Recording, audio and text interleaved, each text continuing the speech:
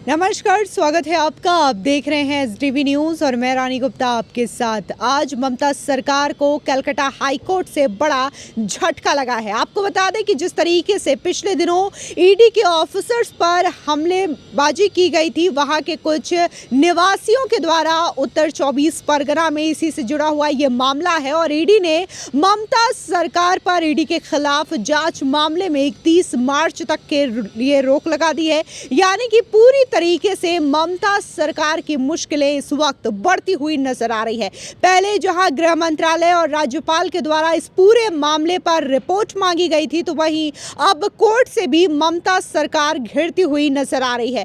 ऐसे में ये पूरा मामला है क्या और आखिर क्यों ईडी के खिलाफ ही ममता सरकार जांच करने जा रही थी, इस पूरे मामले पर हम चर्चा करने जा रहे हैं। हमारे साथ मौजूद है वरिष्ठ पत्रकार अजय जी। सर, स्वागत है आपका। देखने को मिला था कि गृह मंत्रालय की ओर से या फिर राज्यपाल की ओर से अगर हम बात करें तो इस पूरे मामले पर ममता सरकार से रिपोर्ट मांगी गई थी कि आखिर शाहजहां शेख की गिरफ्तारी क्यों नहीं हुई और ईडी की टीम पर इस तरीके से हमले क्यों किए गए। लेकिन अब खबर ये सामने आ रही है कि ममता सरकार जो है वो ईडी के खिलाफ ही एफआईआर कर दी थी और अब इस मामले में कोर्ट जो है वो रोक लगा चुकी है और बाकायदा ये निर्देश दिया है कि वो 31 मार्च तक इस मामले में कोई कार्रवाई नहीं करेंगी। क्या है खबर, डिटेल में बताइए। देखिए, ऐसा है कि ममता के कार्यकाल में बहुत ज़्यादा करप्शन बढ़ गया, इतना ज़्यादा हर विभाग में करप्शन।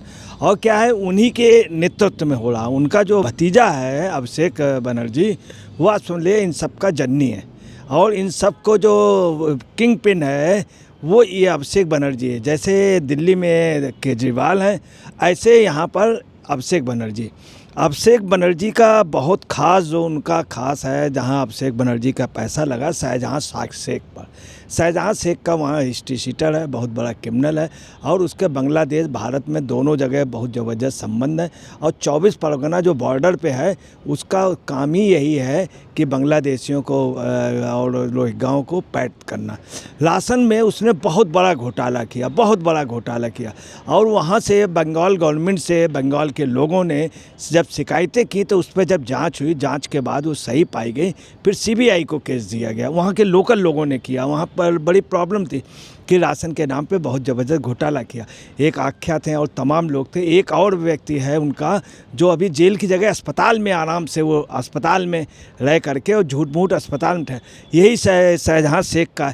शाहजहां शेख के यहाँ जब गिरफ्तारी करने गए तो शाहजहां शेख वहाँ था और उसने दरवाज़ा बंद कर लिया। दरवाज़ा बंद करके मुश्किल से 10-15 मिनट के अंदर उसके हज़ारों लोग आ गए और हज़ारों लोगों ने आकर के सीआरपीएफ पे और ईडी पे अटैक किया, जिससे 3 ईडी के अफसर गंभीर रूप से घायल हुए और उनसे पैसे छीन लिए गए, सामान छीन लिया गया, बटुआ छीन लिया गया और मोबाइल छीन लिए गए, तमाम अन्य उपकरण, ज़रूरी उपकरण भी छीन लिए गए और बहुत ये कहिए बच गए। सीआरपीएफ वगैरह को चारों तरफ से घेर लिया, परंतु वहाँ कैमरामैन भी थे, कैमरामैन भी बहुत बुरी तरीके पिटे, पत्रकार भी पिटे, मगर बहुत से पत्रकार बंगाल की वजह से बतला नहीं रहे, वहाँ का मीडिया नहीं बता रहा। अब आपको क्या बता, ईडी ने इसके लिए एफआईआर भी की। एफआईआर उनके पे, उस पर तो कुछ हुआ नहीं और उल्टा 4 एफआईआर हो गई। और पुलिस ने क्या किया, वहाँ पे स्वतः संज्ञान, ये मतलब जैसे जुडिशरी ने स्वतः संज्ञान ली थी, पुलिस ने बड़े उससे दिखाया स्वतः संज्ञान ले करके और ईडी पे कार्रवाई कर दी। उससे ज़्यादा बड़ी आपको इन्होंने मारा, लूट लिया, गाड़ी में तोड़ दी, सब कुछ है ईडी का। और यह मतलब ऐसा ही कर नहीं सकते। उसके बाद क्या है, वहाँ के छोटे छोटे पुलिस अफसर, थाना जो है छोटा सा थाना नजात, और वहाँ के सब अधिकारी, छोटे से सिपाही वहाँ जा कर के वहाँ पे ईडी ऑफिस में वहाँ पे जाके उनकी तलाशी ले रहे हैं, वहाँ ढूंढ रहे हैं कि कहाँ है, मुझे बयान दो। आप समझ लिए, वो इतना दबाव बनाए हुए, दहशत में लिए हुए। तब मजबूरी बस इनको जाना पड़ा हाई कोर्ट में। हाई कोर्ट की एकल बेंच पे, आपको बताना, कलकत्ता हाई कोर्ट की एकल बेंच पे जा कर के उनके वकील ने जा कर के एक एप्लीकेशन दी जयसेन गुप्त जी को। एकल एप्लीकेशन दी न्यायाधीश पीठ को। जब उनको दी तो उनको जब बताया साहब ये पोजीशन है, तो उन्होंने एप्लीकेशन एक्सेप्ट कर ली और आज उस पर सुनवाई सुनने के बाद उन्होंने स्पष्ट कहा है कि नेक्स्ट डेट जो है वो 22 जनवरी है और 31 मार्च तक कोई भी पुलिस की कोई भी हरकत नहीं करेगा। पुलिस कोई भी ईडी के किसी भी व्यक्ति को ईडी पे के खिलाफ कोई भी ना ही जांच करेंगे और ना ही वहाँ पर जाकर के कुछ पूछताछ कर सकते हैं। और उन्होंने ये भी कहा कि जो गंभीर चोटें आई ईडी को, इनका सब वो दीजिए हवाला। इनसे ईडी से मांगा है कि आप मुझे सब वो दीजिए, बिस्तर दीजिए, और उनसे कहा कि तुरंत हलफनामा दीजिए बंगाल सरकार से। और इतनी डांट लगाई है बंगाल सरकार को। और जो ईडी ने जो दायर किया था वो संदेश खाली में जो ये हमला जो हुआ था ईडी टीम पर, उसमें एफआईआर जो उल्टा बंगाल गवर्नमेंट ने की, ये सब ममता के इशारे में, अभिषेक बनर्जी के इशारे पे, और जो शेख है शेख शाहजहाँ उसके इशारे। ताजुब ये देखिए, शेख शाहजहाँ घूम रहा है, वो मोटरसाइकिल नचा रहा है, वहाँ पे मोटरसाइकिल नचा रहा है और वहाँ घूम रहा, उसको नहीं करना है।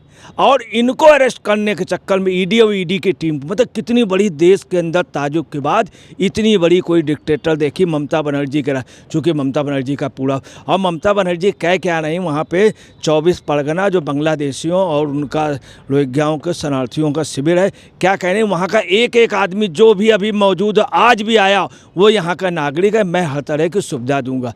है क्या ये, आप समझ लीजिए देश के अंदर एक उपद्रव कराने का, देश के पैसे को लूट लो, रेवेन्यू को लूट लो, बंगाल की जनता के पैसे को लूट लो, राज करो और जांच होने मत दो। और कोई जांच आए तो उल्टा मारो, मतलब उल्टा चोर कोतवाल को डांटे। ये दस्तूर पुराना था, परंतु अब किसका हो गया, अभी ममता का ज़माना है, ममता का ज़माना हो गया। उल्टा चोर कोतवाल को डाले, ये ममता का ज़माना हो गया। अब आपको बता रहे हैं, इसके अलावा वहाँ पर सरकार ने ये भी कहा है ईडी के खिलाफ ही कि सरकार उस पर कोई जांच न करे। और वो क्या कह रहे हैं, पुलिस अधिकारी बगैर उससे पूछे कि मैं सभी उसकी जांच कर रहा हूँ, सभी उसको जांच कर रहा हूँ, मतलब ईडी के लिए वो जांच कर रहे हैं, उनसे कहा किसने। और आप एफआईआर हो जाना, जिसने एफआईआर की वो बता दें कौन, वो शाहजहाँ शेख और बनर्जी का खास आदमी है, अभिषेक बनर्जी का, उसने जाके एफआईआर की, उनकी हो गई। और ईडी वगैरह की एफआईआर या उनके उस पर कुछ भी नहीं हो रहा, वो लोग खुलेआम घूम रहे हैं। ये एक बहुत, उसके अलावा बता दें एक जनहित याचिका भी आज दोपहर को दायर की गई थी, तो जनहित याचिका वो जो है वो खारिज कर दी। उन्होंने कहा कि आपने एक इस केस के अलावा एक दूसरी जनहित याचिका जो दायर की गई, उस पर जज साहब ने ये कहा, न्यायाधीश जी ने, कि आपने जो जनहित याचिका दायर की इसमें पेपर की कटिंग दी है और एविडेंस नहीं दिए, इसलिए खारिज की जाती है। मेरा अंदाज़ा है अब कोई जनहित याचिका दायर हो जाएगी जब ये सबूत होंगे। इन लोगों के चोटें लगी हैं, चोट की डॉक्टरी डोज, ये सब चीज़ें, ये सब पुलिस ने नहीं दिखाया। अब ईडी को जाकर के सब दिखलाना होगा, तब जाकर के इस पे होगा। मगर बंगाल की गवर्नमेंट को बहुत बड़ा, आप समझ लीजिए, एक करारा तमाचा है उनके ऊपर। और ये लोग टीएमसी के नेताओं ने क्या दिखाया है कि ईडी आए, ईडी बगैर वारंट के लिए हमारे घर का ताला तोड़ गए और वहाँ घुस गए, घुस करके उन्होंने बहुत बुरी तरीके मारपीट की। और 4 केस दर्ज हुए हैं, बंगाल गवर्नमेंट ने 4 केस दर्ज कराए हैं टीएमसी की ओर से। वहाँ टीएमसी की खुली गुंडागर्दी चल रही है और खुला, आप समझिए, लूट चल रही। और शाहजहाँ शेख की पोजीशन ये है, एक गाना बना है इस समय और वो शाहजहाँ शेख पे बना, पूरे बंगाल में चल रहा, पूरे 24 परगना में चल रहा। नीली वो जैकेट पहने हुए है और लगभग 40 साल का है, बड़ा स्मार्ट, उसको दिखाते हुए कहीं जीप में, कहीं मोटरसाइकिल से यूँ कर रहा, स्टंट कर रहा, जबकि स्टंट में बैंड है और फिल्मी स्टाइल पे गाना, पूरे उस पर उसको हीरो बना रही हैं मुस्लिम वोट के लिए, मुस्लिम वोट के लिए बना रहे। तो आपको बता रहे हैं बंगाल के लिए ये, आप समझिए, कोर्ट का जब हुआ तब जा कर के इतनी हिम्मत मिली। इसका मतलब आम आदमी की क्या पोजीशन होगी। आपको बताना है कि चौधरी जो हैं वो कह रहे हैं, कांग्रेस के जो लीडर हैं, सांसद, वो कह रहे हैं कि तुरंत कार्रवाई होनी चाहिए, राष्ट्रपति शासन लगना चाहिए। तो वहाँ की पब्लिक कह रही है कि तुरंत राष्ट्रपति शासन लगना चाहिए। वहाँ के टीएमसी के लोग कह रहे हैं कि यहाँ राष्ट्रपति शासन लगना चाहिए। सब लोग ये कह रहे हैं, आखिर वजह क्या है, क्यों नहीं हो रहा। गवर्नर ने भी इनको चेताया है कि आप अगर उससे ज़्यादा करेंगे तो आप समझ लें। इसके अलावा वहाँ के लोगों की एक डिमांड और है, जो वहाँ के नेता दबे जवान पब्लिक कह रहे हैं कि जो लोगों ने ईडी पे हमला किया है, इस तरह के गुंडों को इमीडिएट काउंटर हो जाना चाहिए। ये वहाँ के कुछ बड़े लीडरों ने कहा कि इमीडिएट काउंटर। अब सवाल है काउंटर करेगा कौन, इनकाउंटर करेगा। अगर ये यूपी होता तो आपको बताना ऐसा नहीं हो सकता था, ऐसा नहीं हो सकता था। फिलहाल इस पूरे मामले को लेकर के अजय पत्रकार जी ने अपनी राय रखी है। अगर बात हम पश्चिम बंगाल में टीएमसी की करें तो टीएमसी शुरू से ही ये आरोप लगाती रही है कि ईडी की टीम जब वहां पर राशन घोटाला मामले में छापेमारी करने गई थी तो वहां पर ईडी की टीम ने आम जनता को उकसाने का काम किया, जिसकी वजह से वहां पर पथराव ईडी की टीम पर हुआ। लेकिन फिलहाल इस पूरे मामले पर अब कोर्ट की ओर से ममता सरकार को बड़ा झटका लगा है और इस मामले में अब ममता सरकार कोई भी कार्रवाई नहीं करेगी जब तक कि वहां पर कलकत्ता हाई कोर्ट अपना अगला फैसला नहीं सुनाती, अगली सुनवाई नहीं करती। फिलहाल इस पूरे मामले को लेकर के आपकी क्या राय है, हमारे कमेंट सेक्शन में जरूर बताएं। धन्यवाद।